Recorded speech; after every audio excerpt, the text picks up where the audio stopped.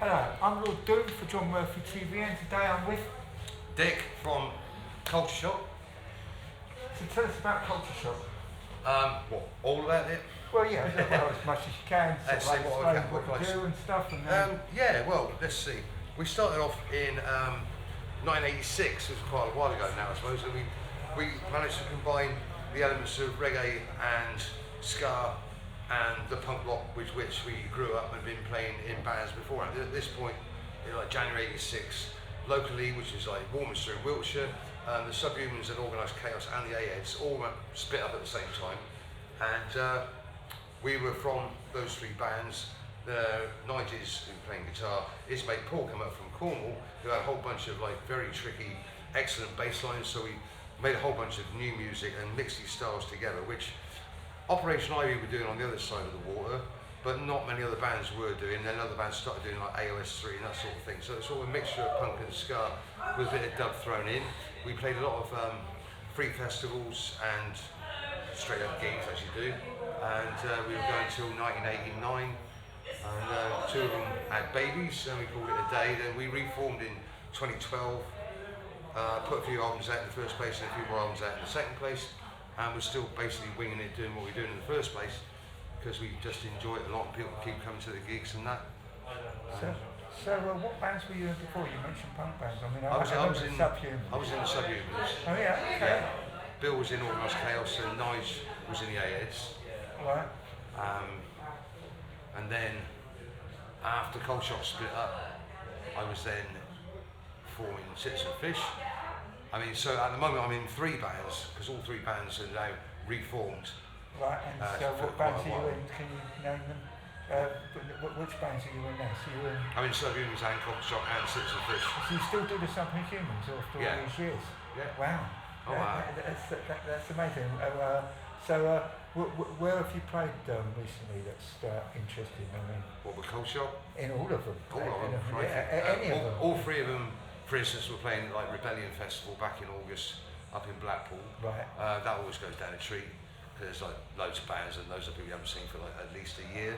On a less larger scale, Culture Shock went out to Yorkshire and played this amazingly tiny little venue, a campsite with a bar attached on the middle of the moors in Yorkshire, just vastness and nothing else around for anything. It was a birthday party for a friend of a friend, and they loved it. The support bands, it was like an open mic night. Right. So all the support bands, and mostly the bloke who ran the pub and his son, doing duets of pop hits, the like of which I've never heard before, because I don't listen to pop hits generally. But people sort of claps along, and then we played, and it was all sort of upgrading. Everybody went a bit mental, which is nice. So do you think, since the punk days, which was all a bit DIY and stuff, do you think music's changed for the worse or the better? Well, that's too general a question. Really. Music doesn't. There's no such thing as music that changes or doesn't change, because there's so many. Sorry, Yeah, it's all right. Generally, music as a whole doesn't, like, you can't say it's changed or it hasn't changed for the better or worse, because some music is really great and some of it just like annoys the fuck out of you. Punk music has it's diversified into popular culture ages ago, so there's punk elements in very famous pop bands and stuff that, you know, nobody would be walking around in green hair or red hair or whatever if punk rock hadn't happened in the first place. That's my theory. But in terms of music, you can always find good music you like, and you can always find bad music you think is just awful. So I'm not going to discuss my personal preference in music. It's mostly punk rock, ska and reggae, basically. Each to his own. If no one's out there like pissing people off for no reason, if they're not being sexist, violent, macho, or just winding other people up for the sake of doing it, like, fair enough, go listen to what you like, I'll listen to what I like.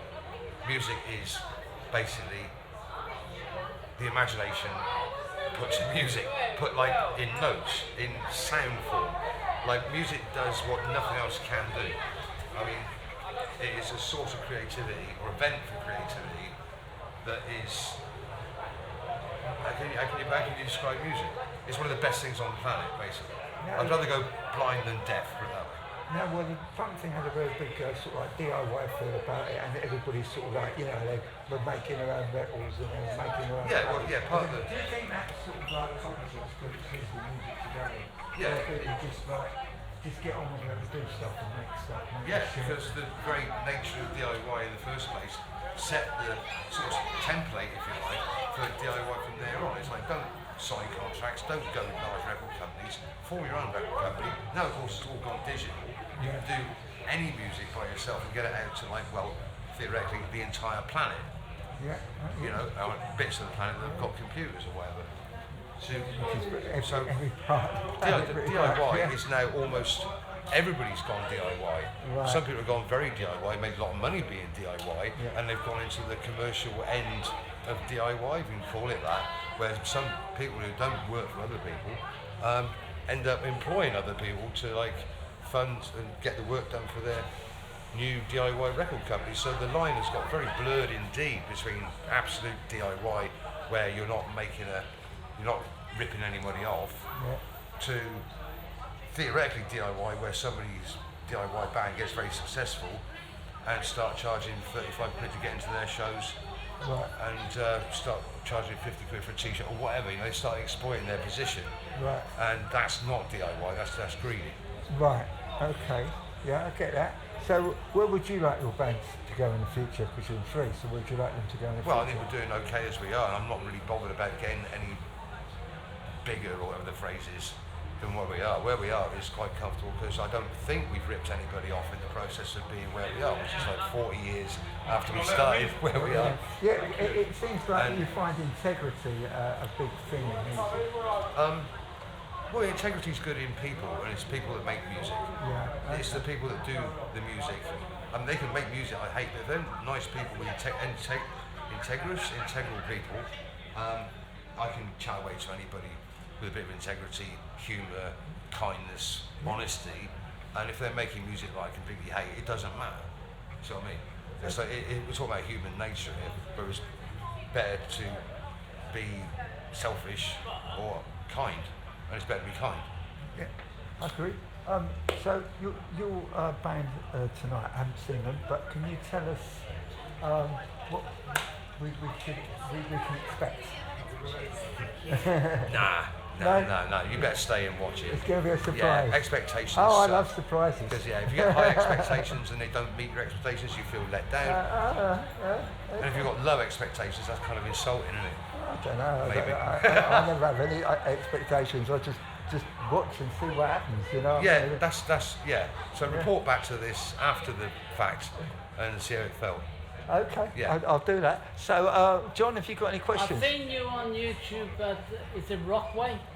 Rockaway Park, yeah. What's that like to play? That's down our way. Playing there is fantastic. I mean, the place itself is fantastic. You take all the good bits of the travelling community and the free festival community in the 80s or 90s, and take all those bits and the people who grew up with that and create a place to live and get creative based on the principles of, like, forget the money, forget the profit, just do it for the communal sake of creativity and making people's lives happier and better and more interactive.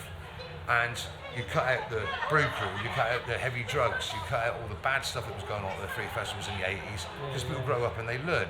And Rockaway Park is one of not very many places that is putting all those instincts into action.